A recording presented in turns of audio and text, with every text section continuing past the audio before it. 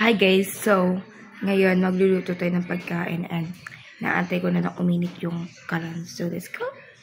So, yan guys, magluluto na tayo. Yan na guys, inaano ko na yung mga itlog, binabaligtad ko na. So, let's go guys. Ayan, pinakita ko pa sa inyo yung mga pagkain ko. Tapos yung ulam, ay yung kanin ko.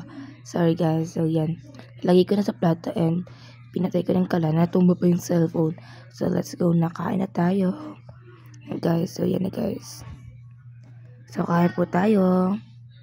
So, yung first bite, nagdasal pa pala ako.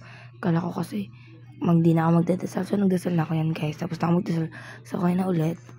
Kain na tayo.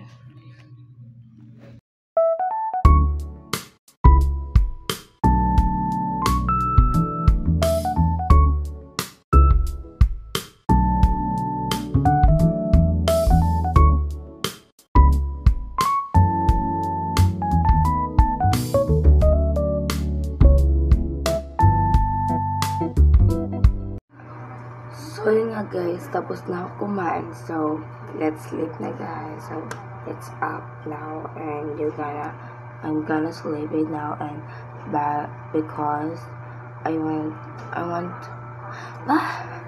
gusto kong enjoyin yung bakasyon kasi 2 days lang yung bakasyon and sa 20 is periodical test na.